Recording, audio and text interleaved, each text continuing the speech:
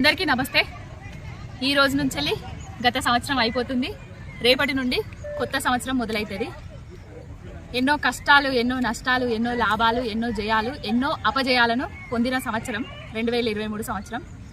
అయితే ఈ 2023 సంవత్సరం ఏం జరిగిందంటే అబద్ధం నిజమై ఊరేగింది, నిజం అబద్ధం కింద ఓడిపోయింది.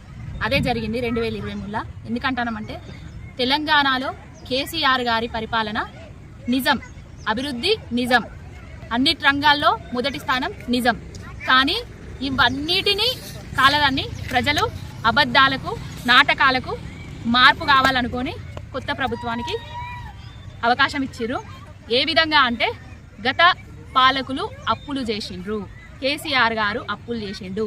ఏ సంక్షేమ పథకం ప్రవేశపెట్టినా కూడా కేసీఆర్ గారి ఇంట్లోకి వెళ్ళి ఇత్తండా? ఆయన ఇంట్లోకి వెళ్ళి ఇత్తలేడు. మరి ఇప్పుడు నువ్వు వచ్చి ఎన్ని రోజులు అవుతుంది? 20 రోజులు అవుతుంది. నువ్వు ఈ 20 రోజులల్లో ఎన్ని వందల కోట్ల అప్పులు చేసినావు? 1400 కోట్ల అప్పులు చేసినావు. ఆ 1400 కోట్ల అప్పులు చేసి ఏం చేసినావు? 7700 కోట్లు ఆల్రెడీ రైతులకు పడాల్సిన రైతు బంధు పైసలు ఎక్కడికి పోయినాయి? ఎవరి ఇంట్లోకి పోయినాయి? ఎక్కడికి అసలు ఏం చేసిండ్రు? వాటిని అవి చెప్పే అవసరం చాలా ఉన్నది. రేపు 1వ తారీఖు రోజు కాదు, డిసెంబర్ 9వ తారీఖు ఇందిరమ్మ రాజ్యం వస్తుంది. వచ్చిన తర్వాత ప్రతి ఆడబిడ్డకు 2500 ఇస్తా అని చెప్పినావు. ప్రతి ముసలవ్వలకు పెన్షన్ తీసుకునేటోళ్లకు 2000 తీసుకోకుర్రి, బిచ్చమేస్తుండు కేసీఆర్, మీకు 4000 ఇస్తా అని చెప్పినావు. రైతు బంధు పైసలు కేసీఆర్ 10,000 ఇస్తాడు, నేనొస్తే 15,000 ఇస్తా అని చెప్పినావు. డిసెంబర్ 9వ తారీఖు నోడు నువ్వు వచ్చినావు. ఇప్పటికీ ఇవాళ డిసెంబర్ 31, ఇవాళకి కూడా ఎలాంటి పైసలు మాకు రాలేదు. రైతు బంధు పైసలు ఊసే లేదు. ఆ 7700 కోట్లు జమ చేసిన పైసలు ఎవరింట్లోకి పోయినాయో, ఎక్కడికి పోయినాయో మాకు తెలుస్తలేదు. ఇంకొకటి ఏంటంటే రైతు బంధు పైసలను 1వ తారీఖు నుంచి 15,000 చేసేయాలి. ముసలవ్వలకు ఆసరా పెన్షన్లు 4,000 చేసేయాలి. ప్రతి ఆడబిడ్డకు మహాలక్ష్మి పథకం కింద 2,500 చేసేయాలి. నేనొస్తే మార్పు తెస్తా అన్నావు కదా, ఆ మార్పుకు శ్రీకారం చుట్టి మీకు పవర్ ఇచ్చిండ్రు. పవర్ వచ్చిన తర్వాత మీరు పవర్ ఫ్రీగా ఇస్తా అని చెప్పారు.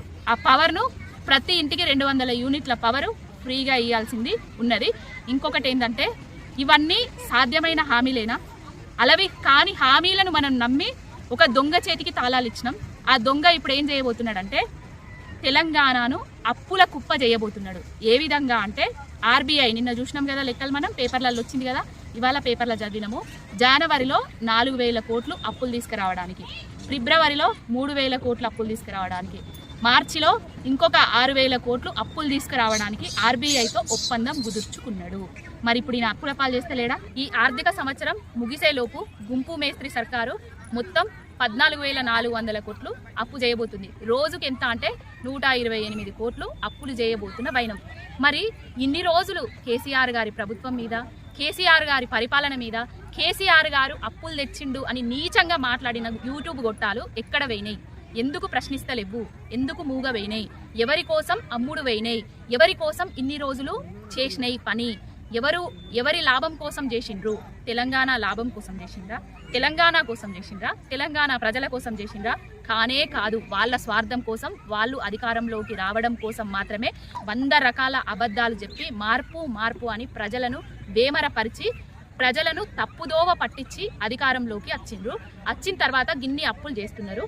కానీ ఇప్పుడు అడగండి తెలంగాణ ప్రజలారా, ఇన్ని రోజులు కేసీఆర్ గారిని అప్పులు చేసినావు అని అన్నారు కదా, ఇప్పుడు మరి ఆయన ఇంట్లోకి వెళ్ళి ఇస్తున్నాడా? ఏది ఇచ్చినా ఆయన ఇంట్లోకి వెళ్ళి ఇయ్యాడు కదా, ఎక్కడి నుంచి తెచ్చిస్తాడు? ఈ అప్పులు తీసుకురాడా? మరి ఈ ప్రొఫెసర్ ఇంకా ఏం చేయలేదు, ఎలాంటి సంక్షేమ పథకం ప్రజలకు ఇయ్యలేదు. మరి ఈ ప్రొఫెసర్ ఏది? జీడిపి పెరుగుతుంది ఫ్రీ బస్సులు వేయడం వల్ల అన్నాడు కదా. ఎంత జీడిపి పెరిగింది? ఎంత జీడిపి పెరిగింది? ఆ స్నేకేశ్వర్నే అడగాల్సిన ఆవశ్యకత ఉన్నది. మనం తినే కంచంలా మన్ను పోసుకున్నట్టు అయింది, తినే కంచంలా నీళ్లు పోసుకున్నట్టు అయిపోయింది. కేసీఆర్ గారిని వదులుకొని సంక్షేమ పథకాల రథసారథి పాలనను వదులుకొని అందరము గోసపడుతున్నాం. అయ్యో వదిలే, నువ్వు గిన్నెప్పులు అని చెప్తున్నావు, నేనేమో 2,500 ఇస్తాడు కదా అని చిట్టేసుకుంటున్నా, చిట్టి మాట్లాడుకున్నా. అవునా?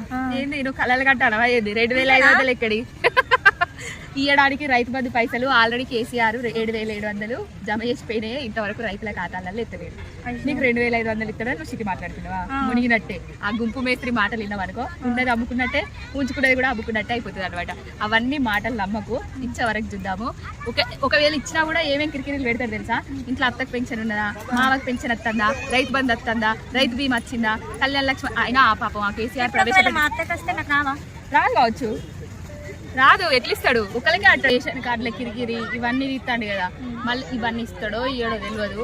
ఇచ్చేటట్టు అయితే కనబడతలేదు. అప్పుడు ఉన్నది కేసీఆర్ కాబట్టి అందరికి సంక్షేమ పథకాలు అందినాయి, సంక్షేమ పాలన అందించిండు. ఇప్పుడు ఉన్నది ఎవరి సర్కారు?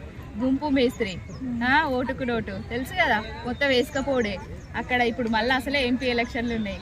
కేసీఆర్ అప్పులు తెచ్చిండు, లేకపోతే నువ్వు ఇంకా నాకు 2,500 నువ్వు ఎందుకు ఇస్తలేవని నువ్వు అడిగినావు అనుకో, కేసీఆర్ 4 బండ్లు కొనుక్కున్నాడు, కేసీఆర్ అక్కడ 400 ఎకరాలు ఉన్నాయి అని గవే ముచ్చట్లు చెప్పుకుంటుంటాడు తప్ప అసలు ఇచ్చేది ఉండదు, వచ్చేది ఉండదు. మోసపోవద్దు, మళ్ళీసారి గోసపడద్దు. ఇప్పుడు వచ్చే ఎలక్షన్లల్లో మంచిగా మన పార్టీకే ఓట్లు వేసుకొని గెలిపించుకుందాం.